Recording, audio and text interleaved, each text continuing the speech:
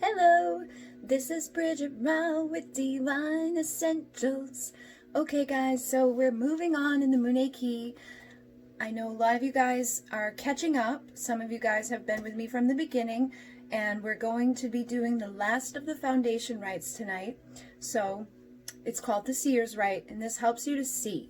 But I did want to just talk to you guys a little bit too, because I know with the Harmony Rite there's a lot of information. So if you guys have questions, or you're, not sure of what to do, or if you're having a hard time connecting, feel free to put a comment down below, communicate with me, let me know, or you can email me or join the group on Facebook. There's Munay Rites with Bridget on Facebook. I've been trying to get people to be able to talk back and forth and stuff, but it's not as active as, like my Twin Flame support group. That one's always blah, blah, blah.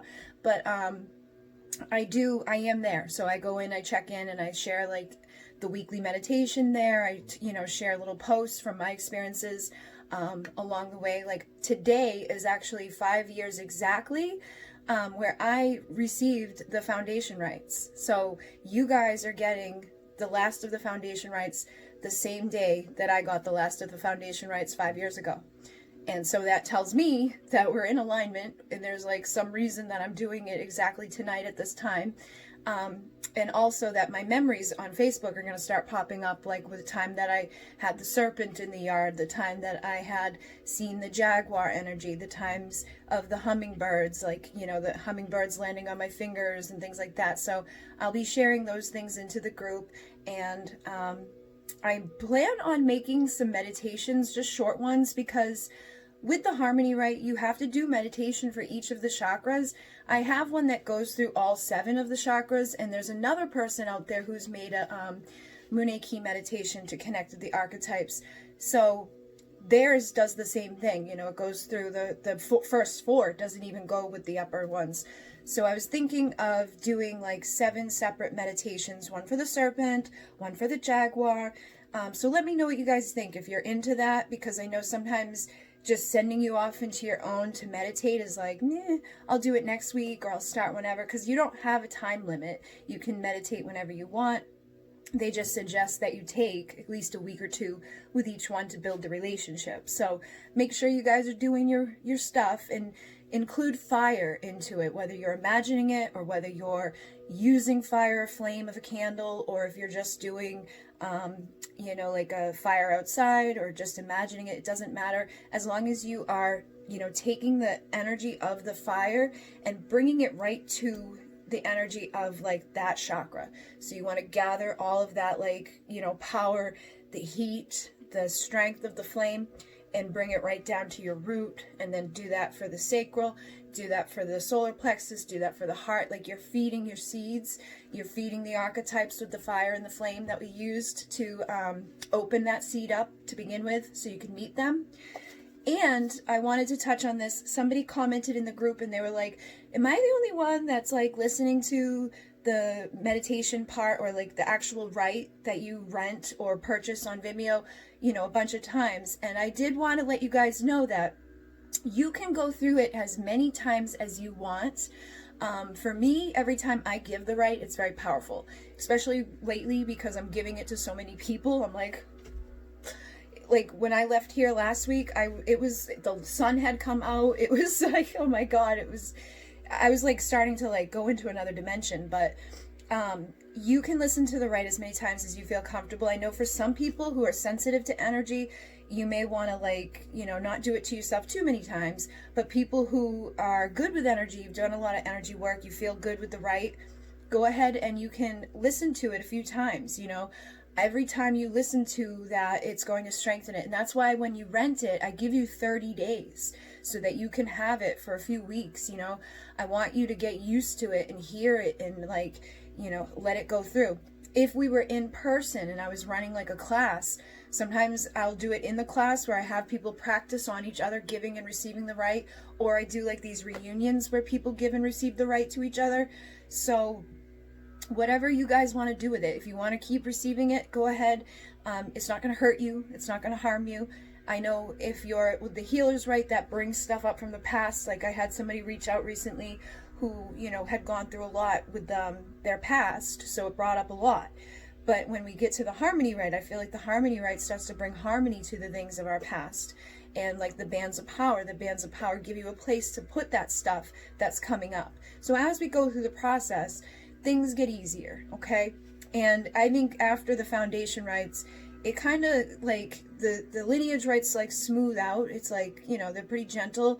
And then the last two rites get a little bit more, you know, strong again. They're pretty powerful rites. But, you know, you can choose to do them at your own speed. You don't have to do it once a week. You can do it as quickly or as short a time in between or as long a time in between as you feel appropriate for yourself, okay?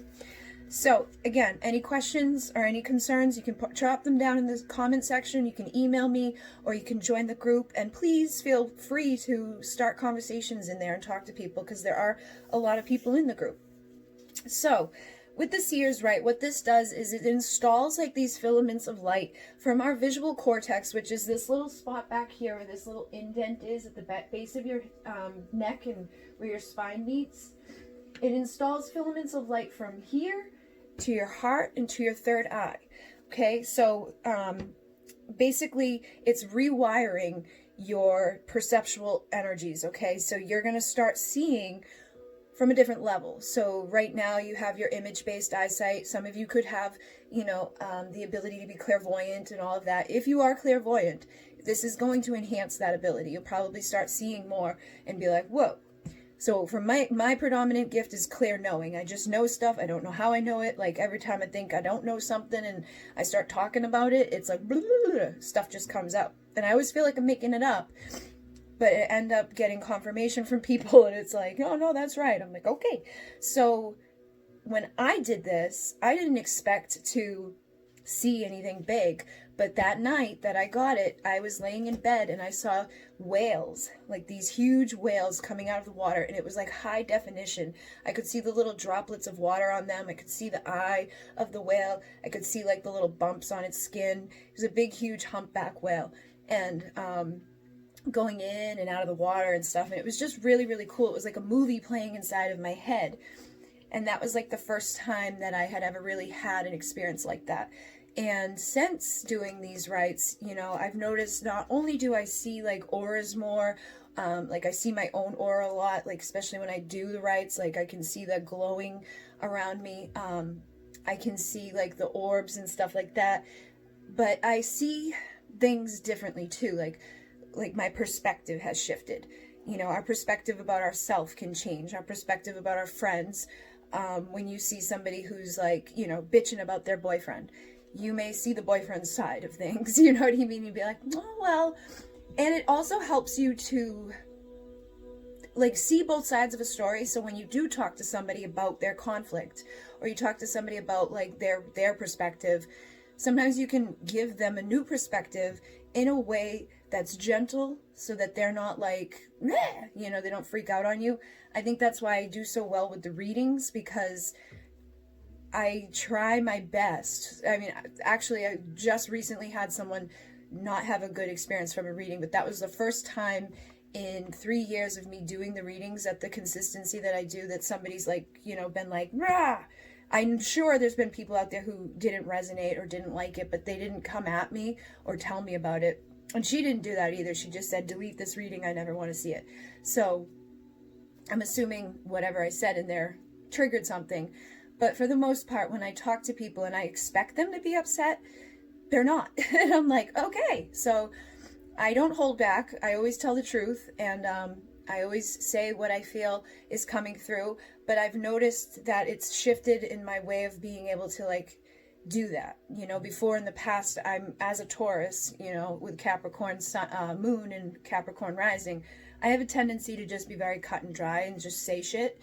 And I've noticed that my way of saying shit has shifted and my way of seeing stuff has shifted. So I feel like this is going to help you with that. So you can see your own stuff, see other people's stuff, communicate with people about what you're seeing, you know, communicate your perspective in a way that other people may see through your eyes.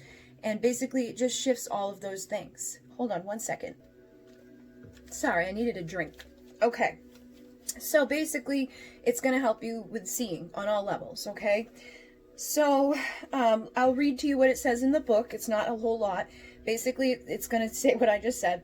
This rite installs filaments of light extending from the visual cortex to the third eye and to our heart chakras. This rewiring of our perceptual centers has the potential to awaken our ability to perceive the invisible world. So it's a potential, okay? Just like all the other ones, you get the seed of potential. It's up to you what you do with that seed of potential. You know, you get the harmony right and you get these archetypes in there, but if you don't do anything with them, then nothing's going to happen. Just same thing with your bands. You get these bands, but if you're not exercising those bands, if you're not being aware of them when you go in and out of places, nothing's going to happen. Same thing with that healing ability that's been activated in your hands. If you're not, you know, processing the stuff that's coming up, if you're not, you know, actively trying to like send healing energy out, you're not going to get any stronger. So you're just going to have a wasted, you know, seed of potential inside of you. So again, when you get this, the potential is there.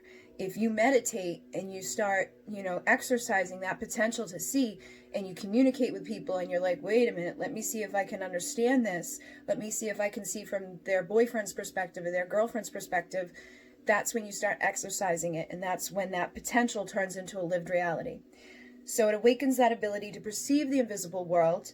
And it offers the opportunity to perceive with more than our image-based eyesight. After receiving it, provided you follow through with dedicatedly unpacking, germinating, and the growing of the installed potential, you'll be able to see parts of yourselves that were previously hidden from view. The parts of ourselves that we may not have previously been prepared to recognize can now be seen with compassion and brought into the light for healing.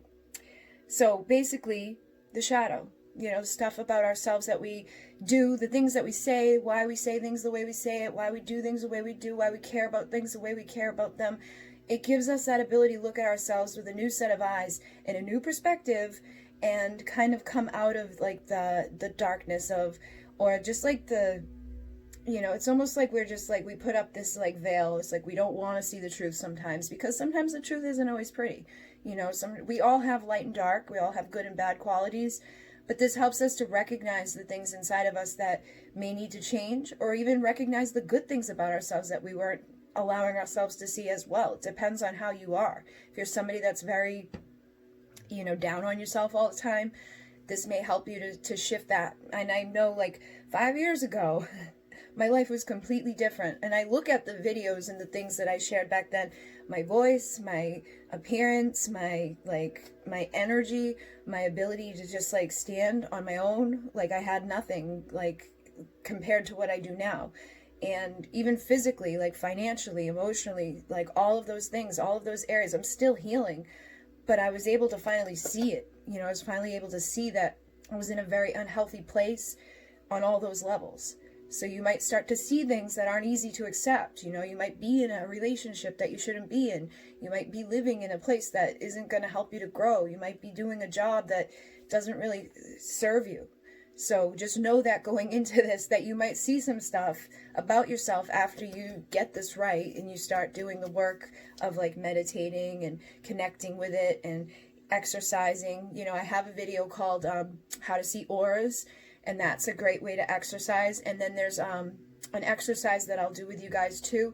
I'll make a video this week where it's like, I might even do it right now because we'll see how much time it takes to see through the levels of perception that I talked about last week with the archetypes. So now you guys have the archetypes, the 4 main archetypes. We can see through their eyes. And it's a very easy exercise. So I'll explain it to you guys, and then you guys can do that this week and exercise this right. So outside of yourselves, it similarly allows us to see the world from a compassionate viewpoint and see beyond the apparent to the underlying causes of situations and behaviors. So you will begin to see through the eyes of your heart and your soul. Some of us go on in time to develop an ability to see the energy field surrounding us. And like I said, like that night that I got it, I saw a video playing out in my mind, which was crazy because I had never seen stuff like that. You know, I'm the type that goes to a meditation. I'd rather guide the meditation than be in the meditation because I don't see anything. And it gets frustrating. But now when I go to meditations, I see stuff. And it's cool.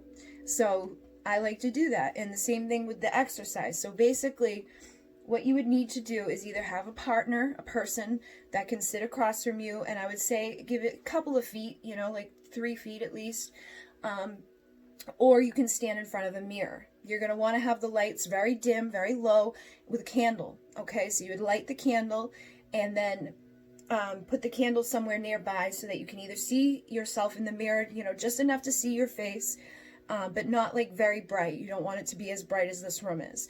And then if you're doing it with a partner, same thing, get the candle somewhere nearby so that you can see their face, but you're not seeing like every single thing about them. Then you're going to relax and you're just going to kind of breathe, take nice deep breaths, and get yourself into a meditative state. And so you just allow yourself to kind of drop down into your own energy and just close one eye. So usually close the left eye.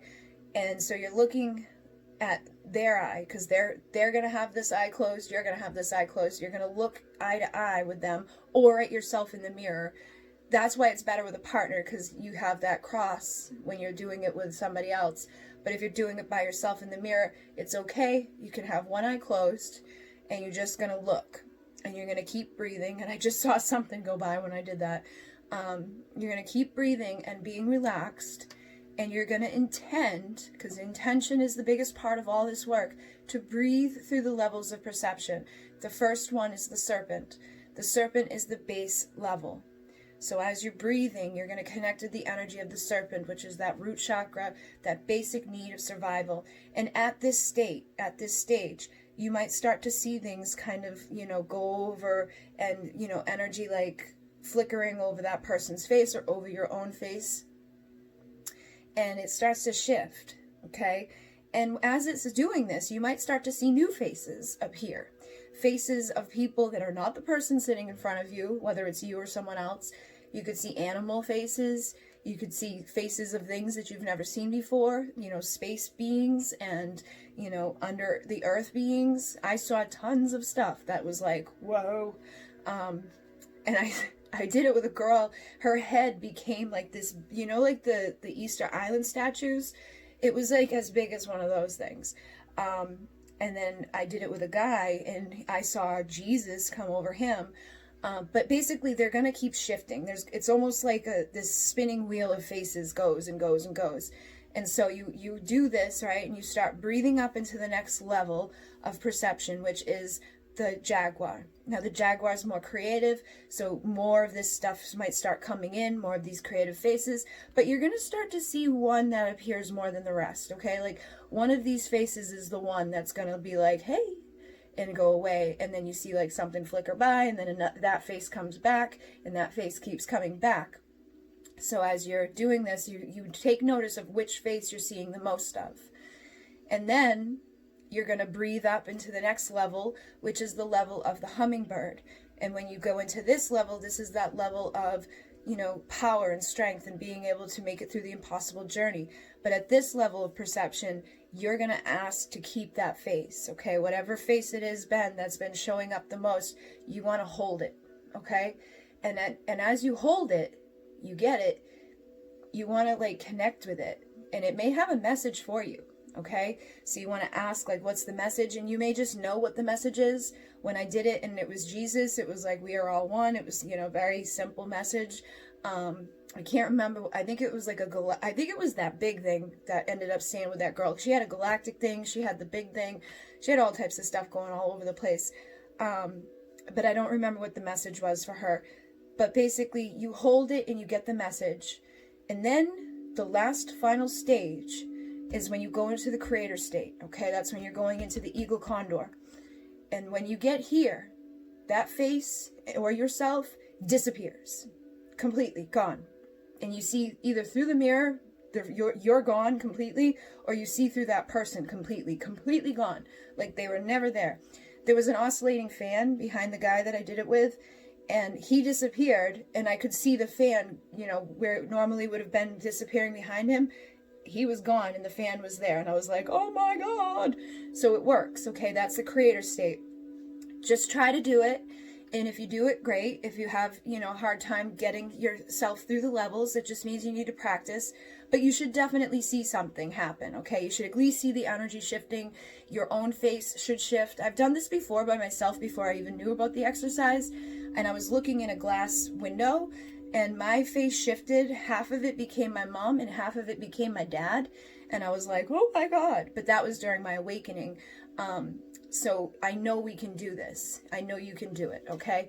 And that's going to help you to connect with your archetypes, and it's going to help you to connect with this vision. And I promise you, you can do it alone, or you could do it with a person. If you do it with a person, they're going to be like, let's do it again. I did it with a friend, and they were like, let's do it again. Like, it's just really, really cool to do. So I do recommend having somebody to do it with, because it just makes it that much cooler, because you get to see who they were. They get to see who you were. But when you're in the mirror, you get to see yourself. So, you know, there's also that. Okay? So that's the little exercise you guys can do for this over the week. And like I said, I'm going to try to do meditations. Let me know down below if you want. Separate serpent, jaguar, eagle, hummingbird, all of them. Okay? And I think that's basically it. You know, and you can journal on, you know, your perspective of yourself. I think it would be interesting to, like, I like to write a lot, so if you're not into it, you're not into it. But, like, to write down your perspective of yourself today, you know, and then 5 years from now, come back and read it and see, you know, how much your perspective has changed.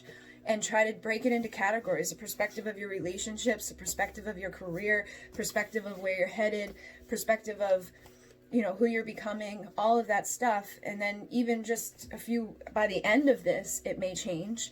And I do think that your perspective on your friendships will change. I've noticed that this journey for myself specifically has been very lonely. Almost every single person that I've become friends with ends up, like, we end up leaving. We end up separating ways. Sometimes it's a bad separation. Sometimes it's just like, we just separate. Like, there's no hard feelings. Nothing happened. It's just that we're totally different frequencies and energies. But now I'm at a point where it's like, I really don't talk to anybody on a regular basis or see anybody on a regular basis. I have 2 readers, like, who do what I do for the Twin Flame stuff that I talk to on Instagram, but it's not like I see somebody physically or have someone to hang out with. So you may have that happen too, where your friendships change or the people around you change. Like, I'm no longer with the guy that I was with for 10 years. I'm no longer with the group of friends that I started all this off with, who I woke by myself, but then I got with a group of people, and I feel like a lot of my growth happened with that group. But then it gets to a point where it's like, you just start vibing at different places or seeing things in different ways. And so you may end up finding that sometimes it can be a lonely journey, the healing journey, because as you rise, sometimes other people don't. And they may not like your new perspectives, or they may not like your new, better version of yourself. Sometimes people like it when we're down. You know, they like it better when you're not living as good as they are, and, you know, giving too much or just overdoing certain stuff. So you might see a big shift in how you show up in the world. You're probably going to have more power, more confidence. You're going to say no to things that don't serve you. And you're probably going to lose some people who don't like that. But it's a good thing. Okay, guys? So hopefully this made some sense for you. Let me show you how to do the rite. It's a very simple process. Don't make fun of my pants. I forgot that I was going to have to show you.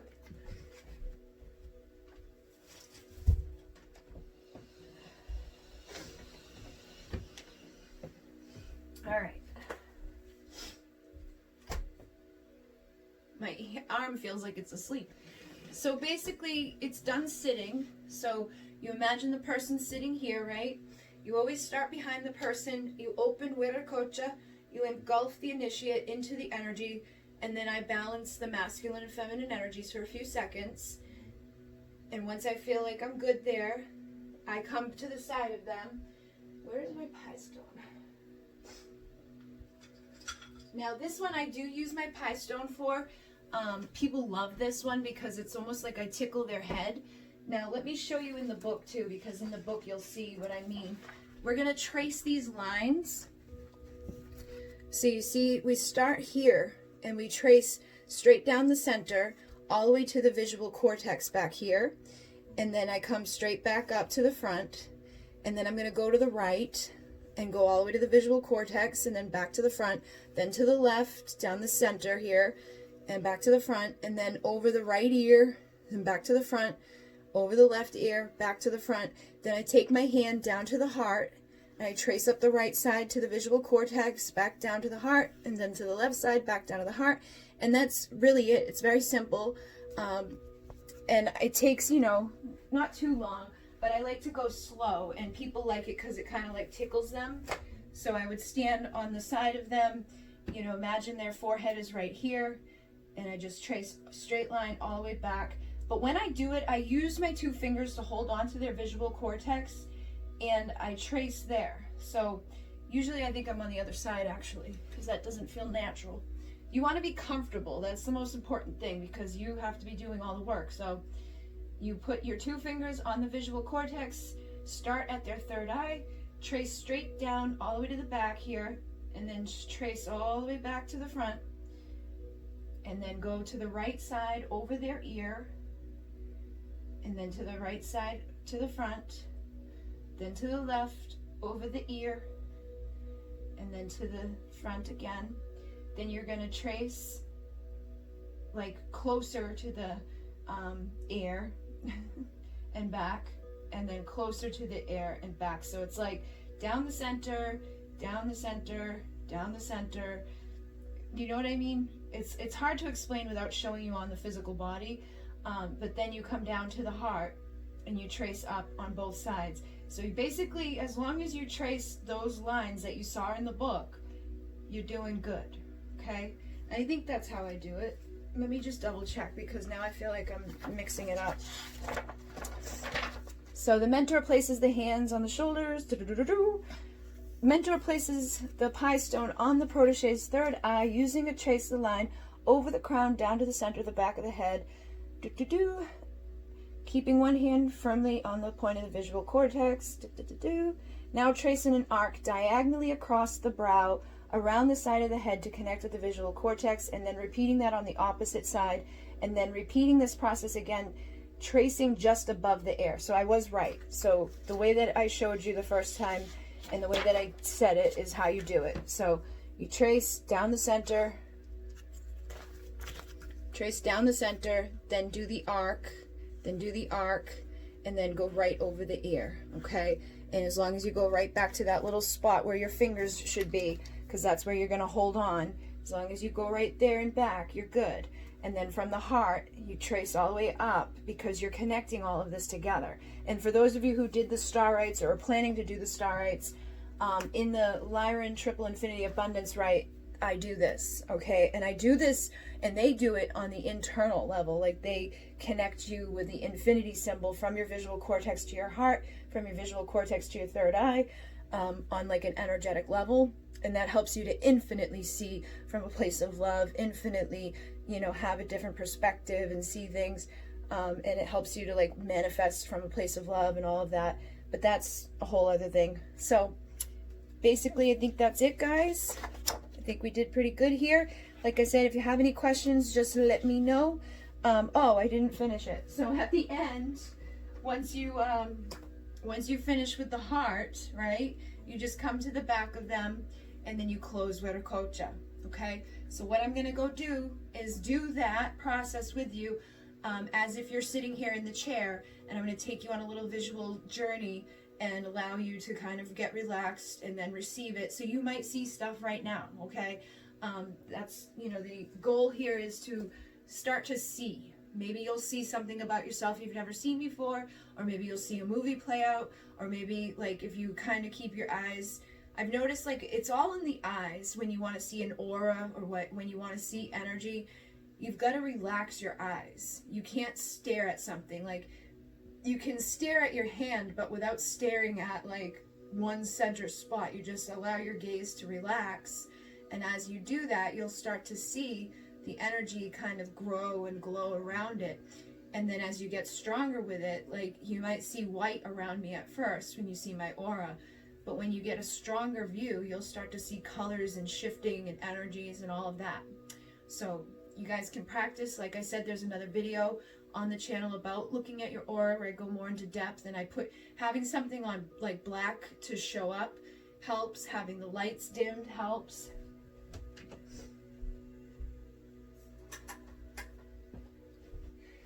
I know I have that big light on, but see this black, yeah, see how the black background is? You can see the aura. Some people will see color, some people will see white. And as you get stronger, you'll start to see the colors. You'll start to see, you know, the shifting of the energy. You'll see the orbs. You'll see all that stuff. So I feel like there's some purple in there right now, which means that we're connecting with the third eye. But this always happens to me when I do Munay Key stuff. I always glow. Even without the black, I still glow, but it's not as much as it normally is. But it's all about being able to see. Okay, guys? So if you want to follow me to get the Seers Rite, the link will be down below. Thank you very much. In Munay. Namaste.